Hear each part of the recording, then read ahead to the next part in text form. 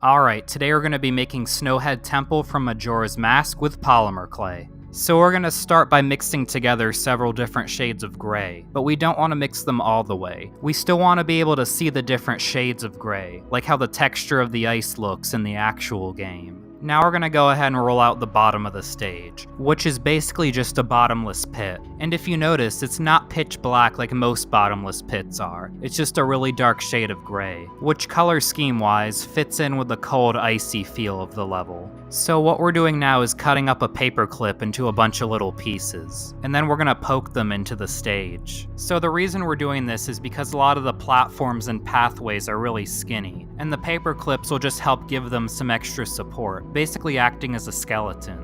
I'm also adding some liquid polymer clay to make sure they stay in place. So it's basically acting like glue. So we're gonna go ahead and bake what we have so far, which is gonna make it easier to work with. Also, I got a comment saying that I need to clean my toaster oven.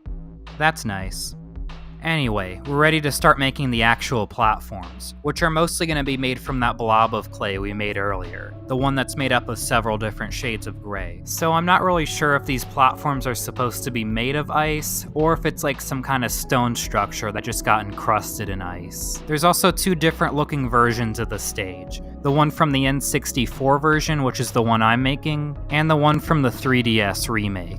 But I decided on the original version. Even though it's not quite as detailed, there's just something about it that looks more eerie and intimidating. That's how I feel about the two versions in general. Even though the 3DS version technically has better graphics, I prefer the more dated, grimy look of the N64 version. It just fits the darker mood of the game better. Now we're ready to make the temple itself. I think my favorite part are the spikes that stick out of the top of it. Another funny thing about Majora's Mask. So my first ever exposure to Majora's Mask was playing the Great Bay stage in Smash Bros. Melee. That's why I love Melee so much, because a lot of the stages from it made me curious to check out the original games that they're from, which ended up turning me on to a lot of classic Nintendo games. Anyway, all the details are done, we're baking it, and there it is, the finished Snowhead Temple.